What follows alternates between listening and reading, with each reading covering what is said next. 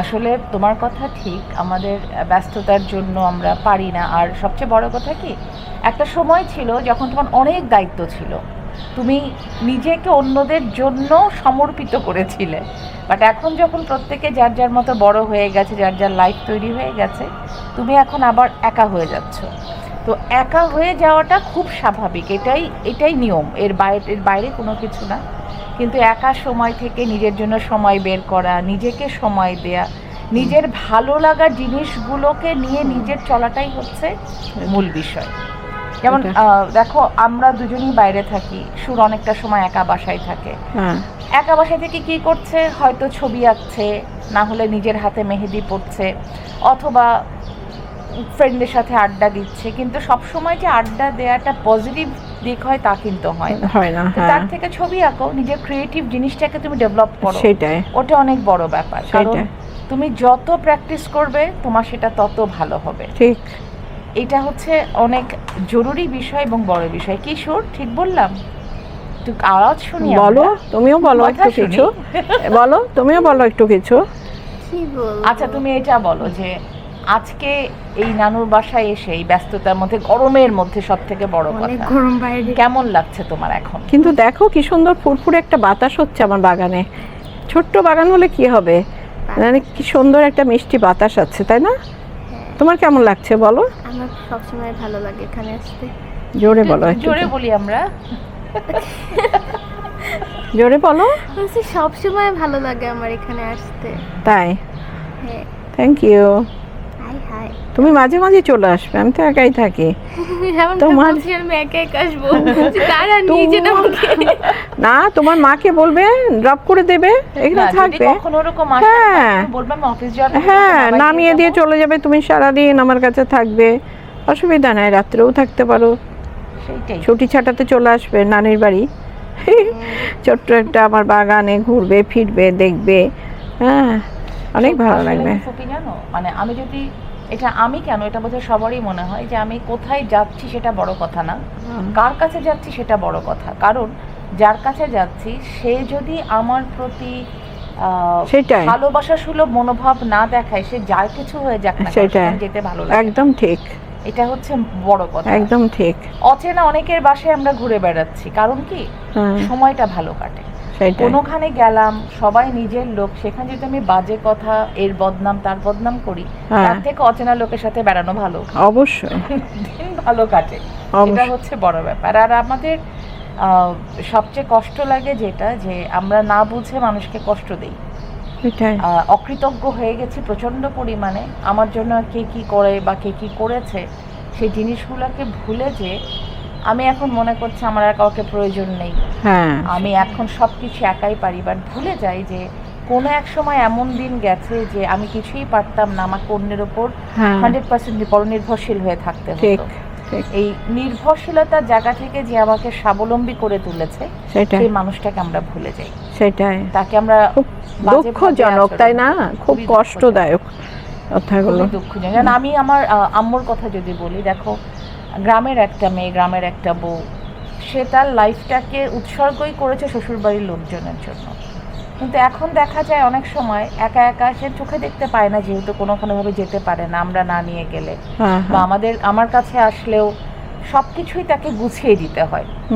এটা তার জন্য অনেক বড় একটা কষ্টের, যে আমি দেখতে পেলে তো আমি এদেরকে একটু হেল্প করতাম, এরকম বসে বসে আমি থাকতাম না। সে নিজের ভিতরে একটা অপরাধ বোধ নিয়ে সময় কাটায়, যে আমি একটা জড় ভরত হয়ে বাড়িতে বসে আছি। এটা কিন্তু তার ভুল ধারণা, কিন্তু সে মনে করে। অথচ সে তার মানে অন্যদের জন্য উনি যা করেছেন বা উনি যে সময়টা দিয়েছে, এখনো হয়তো অনেকে তাকে একটা ফোন করে জিজ্ঞাসা করে না মামি, চাচি, খালা, ফুপু বা কেমন আছো, এটা তাকে খুব কষ্ট দেয়। তো একদিন বলছে ফোন করে দাও। আমি বললাম কেন, ও কি তোমাকে ফোন করে? সে আমার কথাটাকে ওভারল্যাপ করে বলল আমি বড়, আমার করা উচিত। আমি হয়তো ফোনটা করতাম না, সত্যি করতাম না। অনেক সুন্দর কথা। তো এই যে জিনিসগুলো অনেক কিছু থেকে আসলে এটা কিন্তু ঠিক কথা, যে কে কি করছে করুক, আমি কি করছি সেটাই বড় কথা। আমাদের কষ্ট কিন্তু অন্য জায়গাটায়, যে তারা তো বছরে একটা দিন তোমার ফোন দিয়ে বলতে পারে যে কেমন আছে? আমি জানো, আমি একটা কথা সে বলি, deserve করে কিন্তু। সেটাই আমি বলি, করোনার সময়, হ্যাঁ করোনার সময় আমি যে কতজনকে প্রতিদিন ফোন করে করে খবর নিয়েছি, আত্মীয় অনাত্মীয় জানাশোনা, কে কেমন আছে, কে কে মারা যাচ্ছে, সমস্ত কিছু। কোথাও যেতে পারছি না, মারা গেলে কাঁদতাম বসে বসে। কত নিজের আপনজনরা মারা গিয়েছে করোনায়, তো এইসব করতাম। কিন্তু আমার কিন্তু এটা খুব একটা হ্যাবিট ছিল যে আমি সবাইকে ফোন করে করে খবর নেওয়া, বার্থডে উইশ করা, ম্যারেজ ডে উইশ করা, প্রত্যেকের এই কথা। কিন্তু আমি এখন কিছুটা ছাড় দিয়েছি। কী জন্য জানো?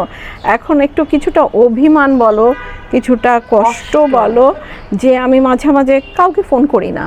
আমি শুধু ওয়াচ করি যে কেউ আমার খোঁজ নেয় কিনা, কেউ একটা ফোন করে কিনা। হ্যাঁ, 3-4 দিন আমি কিন্তু একদম অফ দিই। তারপরে দেখি যে কেউ কেউ করে, আবার কেউ কেউ করে না। তুমি যারটা খুব বেশি আশা করো তারটাই পাও না, ঠিক ব্যাপারটা হচ্ছে তাই। এটা আমি কিন্তু ইচ্ছাকৃতভাবেই করি, যে দেখি তো আমার কেউ খবর নাই কিনা। আমি তো মানুষের সবসময় খবর নিয়ে থাকি। এটা আর কি, এইটুকুই চাওয়া, তাছাড়া তো আর কিছু না। হ্যাঁ, এইটাই আর কি।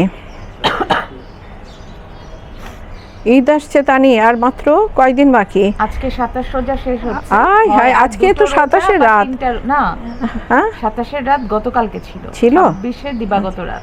আচ্ছা, তো সেরকম তো ওই হলো। এবার শুনলাম না যে সারা রাত মসজিদে নামাজ পড়ে সবাই আসলো, এই করলো। হ্যাঁ, আমি তো ভাবছি আজকে বোধহয়। এখন অতিরঞ্জিত কোনো কিছুই আর হয় না। যাই হোক, কিন্তু এই যে 1 মাস রোজার পরে যে একটা আনন্দ ঈদের, হ্যাঁ সেই আনন্দে অনেকে বাড়ি যাচ্ছে, দেশে যাচ্ছে, নানান শপিং হচ্ছে, এই করছে, কত মজার ব্যাপার একটা না? তো এই ঈদের দিন কত রকমের রান্না বান্না হবে। তুমি কি করছো এবার রান্না? আমার তো প্রথম কথা হচ্ছে আমার এবার অফিস ডিউটি পড়ে গেছে, অফিস করতে হবে। তানি আবার ইয়েতে আনন্দ টিভিতে কাজ করে, হ্যাঁ সেখানে আমি নিউজ রুম, নিউজ ডেস্কে আছি। আচ্ছা, তো দেখা যায় যে ঈদের দিনও অফিস, কারণ আমার অন্য দুই কলিগ আছে যারা তার ফ্যামিলি নিয়ে ঢাকার বাইরে যাবে, আর যেহেতু আমি ঢাকাতেই থাকবো, তো ভাবলাম ঠিক আছে তারা একটু তাদের মতো করে এনজয়টা করে আসুক, যেহেতু ঢাকাতেই আছি। আচ্ছা, আমি যদি এখন জোর করে ঈদের ছুটিটা নেই, এটা একটা অমানবিক ব্যাপার হবে, সেটাই, এটা উচিত হবে না। হ্যাঁ, তো যার কারণে আমার ঈদে অফিস করতে হবে। আচ্ছা, রেগুলার ও বাসায় থাকবে, ওর বাবা থাকবে, ওর বন্ধু বান্ধব আসবে, তো রান্না বান্না কিছু করছো? হ্যাঁ, সুর বোধহয় সুর কি করবে বলো তো? কি রান্না করবে তুমি ঈদে? দেখি কেন, বলো একটু শুনি। জানি না, বাসায় যে ঠিক করব। তুমি তো অনেক সুন্দর সুন্দর রান্না পারো, আর ডেজার্ট পারো, তাই না? কি করো কিছু? এবার আমাকে করতে করতেই মিষ্টি বানাতে চাই, আর ওই বড় বড় ক্যাপসিকামের মতো কিছু লম্বা টাইপের, হ্যাঁ মনে চাচ্ছে। ওর ভিতরে বোধহয় চিকেন আর চিজ দিয়ে একটা স্টাফিং করে, হ্যাঁ ওটা আমি দেখেছি। যেহেতু এবার তার ফ্রেন্ডসরা আসবে, সে এবার একটু বড় হয়েছে, খুশবুটা খুব ভালো লাগে না এটা? তারপরে এই ক্যাপসিকামের খুশবু আমার কাছে ভালো লাগে। আমি এবার কিনেছি ফুপি, জানো, প্রচুর ক্যাপসিকাম কিনেছি। তাই? এত খাও? পরিমাণে। আচ্ছা, কিছু স্টোরেজও করেছি। আচ্ছা, কিছু বানাতে হবে। তো ঈদের আনন্দে মানে সবাই মিলে এক জায়গায় হওয়া, সবাই আসে, আমার কিন্তু খুব ভালো লাগে। যে একটা দিন, গতবার তো আমার প্রথম দিন জানো 30 জন মতো এসেছিল, আর পরের দিন 26 জন। আমি যা রান্না করেছিলাম, যা ডেজার্ট করেছিলাম, মাশাআল্লাহ সব ভালো মতো করেছে, এনজয় করেছে। আমার খুব ভালো লেগেছে এটা। আমার কাছে একটা জিনিস ভালো লাগে যে আমি কষ্ট করে রান্না করছি অন্যদের জন্য, সেটা খাওয়া হয়ে গেলে খুব তৃপ্তি লাগে। হ্যাঁ, অনেক ভালো লাগে আসলে, অনেক ভালো লাগে। এটা তো গেল যে তুমি যে ঈদের সাজগোজ শুরু করে দিলে, আজকে থেকে তোমার ঈদ শুরু হয়ে গেল। হ্যাঁ, সেটাই। আমি প্রায় দেখি, শুধু ঈদ না, প্রায়শই তোমার হাতে আমি প্রচুর মেহেদি পরা দেখি। হ্যাঁ, এই শখটা তোমার কোত্থেকে হয়েছে একটু বলো তো? আমার কিন্তু ছোটবেলা থেকে মেহেদির প্রতি ছিল, মেহেদি পড়তাম। আমরা তখন কি করতাম, ঈদে বকরিদে মেহেদি পড়তাম, চাঁদ রাতে মেহেদি পড়তাম। তারপর সে কি ডিজাইন, গোল গোল গোল গোল করে হাতের তলায় দিয়া একটা কি মজার ডিজাইন, সবাই কিন্তু ওইটাই মেনটেন করতাম আমরা। তা আমার যখন এই নেল পলিশ লাগাতাম, কিন্তু 2008-এ যখন আমি হজ করলাম না, তখন থেকে আমি নেল পলিশ ছেড়ে দিয়ে মেহেদি পরা স্টার্ট করলাম। এটাই মেহেদি পরা স্টার্ট করলাম। তো নেল পলিশ না, এটা দিক না, ওখানে আংটি পরবো না বলছিলাম, হজে গিয়েছি। হ্যাঁ, তো তখন থেকে আমি ওই মেহেদি পড়া শুরু করলাম এবং প্রত্যেক মাসে মাসে আমি পাতা মেহেদি যেটা বেঁটে লাগাই সেটা আঙুলে দিতাম। এরকম আমি দিতেই থাকি, কিন্তু একটু কমে গেলেই দিতে থাকি। আমার মেহেদি ছাড়া ভালো লাগে না। আমি তোমার হাতে আর সবসময় যতক্ষণ লাগাই ততক্ষণ আমার এরকম শুকতে থাকে। মেহেদির গন্ধটা আমার এত ভালো লাগে। হ্যাঁ, তো মেহেদির রং মনে হয় টকটকে যখন থাকে ওই রকমই যদি থেকে যেত, যখন ফেড হয়ে যায় তখন আর অত ভালো লাগে না। তো মেহেদির শখ আমার থেকে ছোটবেলা থেকেই, তবে এখন একটু বেশি আর কি মেহেদি। আর এখন তো মেহেদি দেওয়াটাও অনেক ইজি, আর এখন তো এই যে আগের মতো হ্যাঁ কষ্ট এইভাবে তো আগে হতো না, এখন এইটা হয় বলে আরো কিন্তু দিতে ইচ্ছা করে। ডিজাইন এত সুন্দর আমার মনে লাগে। আছে আমি তখন অনেক ছোট, হ্যাঁ তো ছোট মানুষ তো গ্রামে যখন ঈদ করতে যেতাম, আমার গ্রামে একজন দুইজন একদম আপু বা ভাইয়া যারা একটু ওই যে তোমার পাতা মেহেদিগুলা হাতের মধ্যে কলম দিয়ে ডিজাইন করে নিয়ে হ্যাঁ, হ্যাঁ, ঝাড়ুর হ্যাঁ। কাঠি দিয়ে দিয়ে হ্যাঁ দিয়ে হ্যাঁ লাগাতো। হ্যাঁ তো ওই সুন্দর। সময় দুনিয়া উল্টায় যাক, আমার ওই মেহেদি পড়তেই হবে। করতেই হবে। কি অসুবিধা! এদিকে মেহেদি পরার আরেকটা সমস্যা হচ্ছে, তখন মাথা চুলকাবে। হ্যাঁ হ্যাঁ আচ্ছা সত্যিই কিন্তু এখন কিন্তু তুই বললে এখন যদি আমার স্টার্ট হয়ে যায়, বাট এটা হবে কিন্তু হ্যাঁ মেহেদি ডিজাইন ছাড়া পরা যাবে না। সেইটাই। মানে এদিকে শুকায় একটু একটু শুকিয়েছে, এটা দাও, এমন দাও। সরে যাবে। তো এতক্ষণ আমরা এই যে মেহেদি পড়ার জন্য অনেক আমরা কথা বললাম, অনেক আনন্দ দুঃখের অনেক ধরনের কথা হলো আমাদের মধ্যে। তো এখন এই পর্যায়ে এটা আমরা শেষ করছি। বাকিটা আমরা ইফতারের যে আয়োজন করেছি তখন আবার আপনাদের সামনে আসবো। এখন আপাতত শেষ করছি।